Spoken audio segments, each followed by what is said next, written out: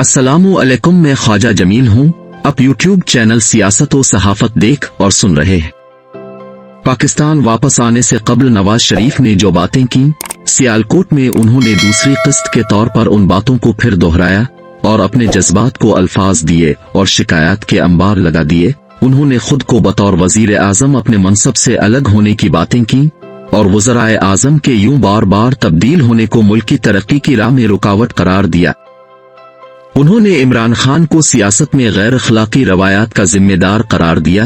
तमाम बुरी बातें इमरान खान के खाते में डालकर खुद को पाक साफ जाहिर किया। उन्होंने किसी ऐसी बात की जिम्मेदारी नहीं ली जिससे जाहिर हो पाकिस्तानी सियासत में गैर अखलाकी रवायात को फैलाने में उनका भी हाथ है।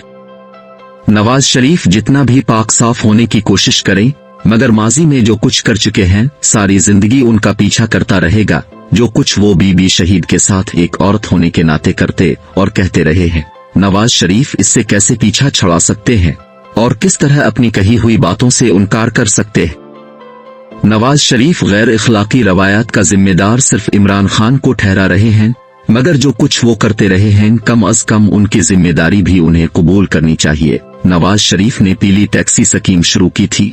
मुल्क में रोजगार फराहम करने की खातिर नौजवानों को टैक्सियां दी गई थीं ताकि वो अपना रोजगार खुद पैदा कर सकें, मगर नवाज शरीफ ने अपनी शुरू की गई स्कीम और उसके पीले रंग को गाली के तौर पर इस्तेमाल किया, और वो भी बीबी शहीद के खिलाफ। नवाज शरीफ ने एक मौके पर बीबी शहीद को पीले रंग के कपड़ों में देखा तो बेसाख्ता उन्हें पीली टैक्सी के नाम से पुकारा।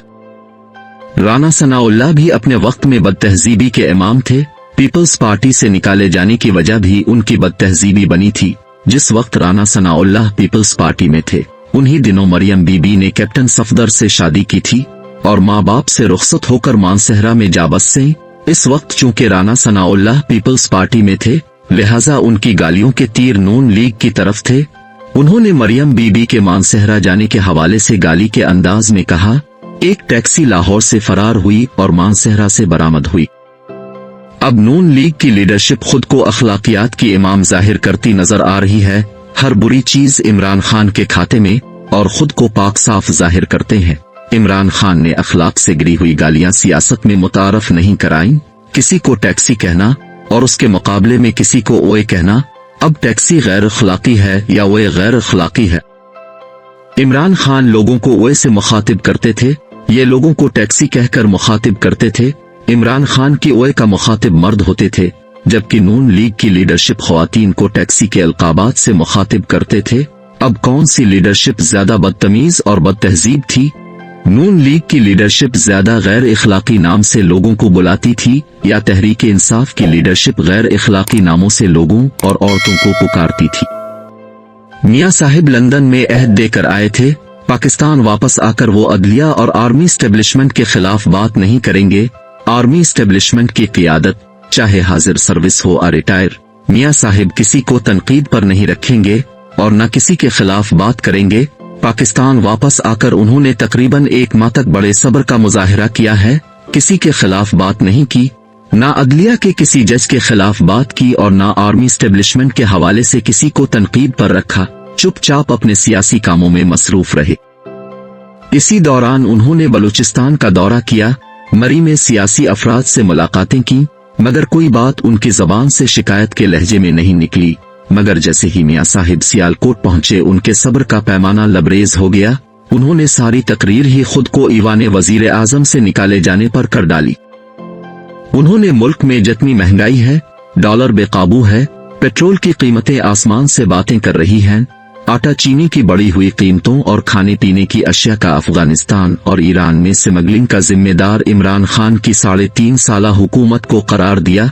मुल्क में जो कुछ हुआ इसकी जिम्मेदारी इमरान खान और तहरीक इंसाफ की इत्तेहादी हुकूमत पर डाल दी, जबकि शहबाज शरीफ की 2.25 साला हुकूमत में जो कुछ होता रहा इससे मुताल्लिक मियां साहिब बात नहीं करते।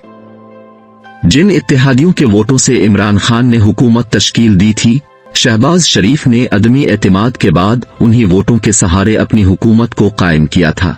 अगर इमरान खान की हुकूमत इन इत्तेहादियों के साथ महंगाई और दीगर इदारे कंट्रोल करने से नाकाम हुई, तो शहबाज शरीफ ने उन्हीं इत्तेहादियों के साथ हुकूमत करके मुल्क के माशी हालात इमरान खान से ज्यादा खराब किए। मगर मियां साहिब अपने भाई की हुकूमत से मुतल्लिक कुछ नहीं कहते। ईवान वजीर आजम से निकाले जाने की बात नवाज शरीफ अपने बारे में करते हैं। उन्होंने कहा, मेरे अंदर बहुत गुस्सा भरा हुआ है, यानी उनको हुकूमत से निकाला इसलिए उनके अंदर गुस्सा मौजूद है। मगर इमरान खान भी तो वजीर आजम थे, उनको भी ईवान वजीर आजम से निकाला गया। जिस तरह एस्टेब्लिशमेंट नवाज शरीफ के खिलाफ काम करती रही, इस तरह इमरान खान के खिलाफ काम करके उनको हुकूमत से निकाला। नवाज शरीफ इमरान खान का नाम भी ले और एहतजाज करें, इमरान खान को बतौर वजीर आजम 5 साल मुद्दत पूरी करने क्यों नहीं दी गई। पाकिस्तान वापस आने से कबल नवाज शरीफ ने अदलिया और आर्मी एस्टेब्लिशमेंट के हवाले से जो बातें की, अदलिया और आर्मी के जनरलों को कौम के गद्दार करार देकर सजा का मुस्तहिक करार दिया। मुल्की तरक्की में उनकी हुकूमत को खत्म करने वाले किरदारों को जिम्मेदार करार दिया। उन्होंने कहा था, जब तक उन हुकूमतों का खात्मा करने वाले किरदारों को सबक नहीं सिखाया जाएगा, पाकिस्तान ना आगे बढ़ सकता है और ना तरक्की कर सकता है। ऐसी शख्सियात को सजा दिलवाना जरूरी है।